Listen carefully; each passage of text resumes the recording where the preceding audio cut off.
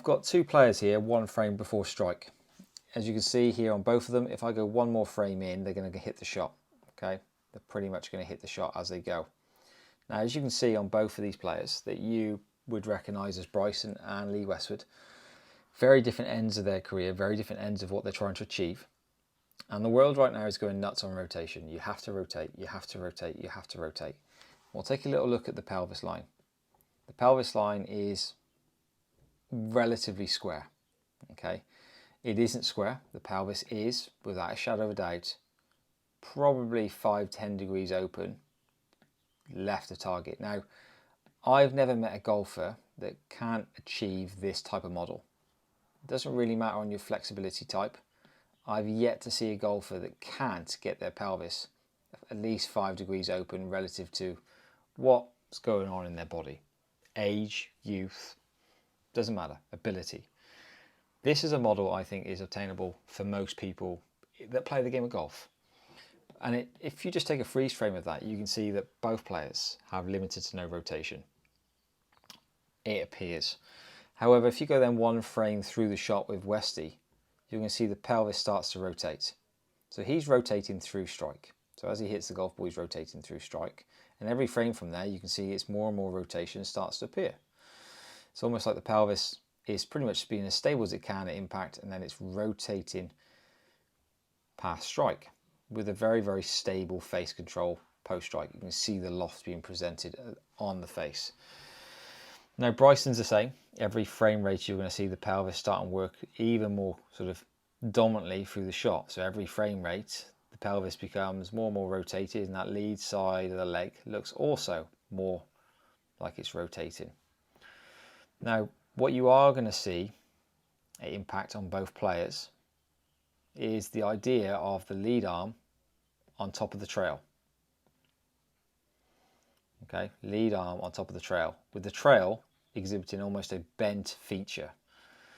The premium ball strikers in the world will see pretty much the right and trail arm, the lower part of the forearm, match up with the shaft within reason. Now that said, that was a model based upon rotation and the fact that you can hit unbelievable shots, compete at this top tier level without rotation. Now I've got two guys that primarily hit fades, but are more than capable of hitting both directions. One frame prior to impact. One frame prior to impact. Now you've got a very different look of impact. Huge rotational forces going on in the pelvis. Relative to impact, we're talking good 35 to 45 degrees open. What you're also seeing, again, this is subject to camera angle, and there is nothing repetitive about these camera angles. They're as close as I can find, but they aren't identical. So the numbers are a little bit based on what I view as a golf coach. Chest lines are relatively square. I say relatively square because they're as close as proximity as I can tell.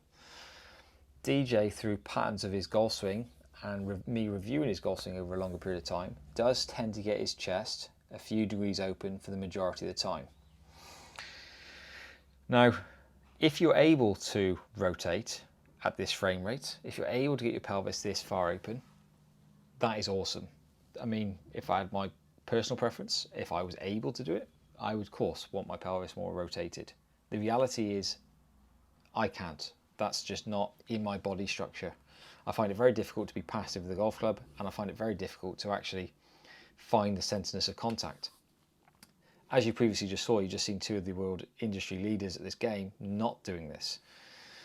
Now, what you've got to remember when you start rotating is that you don't compromise the upper hub. When I say the upper hub, guess what?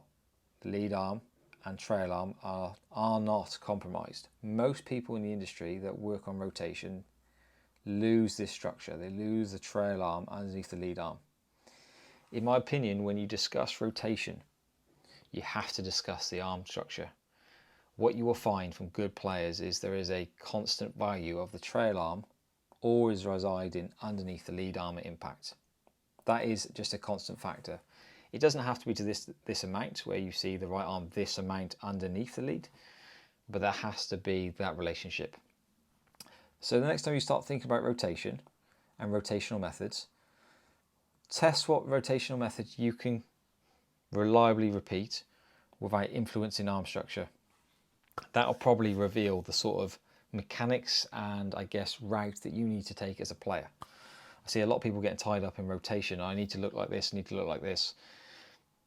Start and look at the other things that relate to rotation. Start and look at the other things that work closely with rotation and see what you're compromising. Hopefully that helps.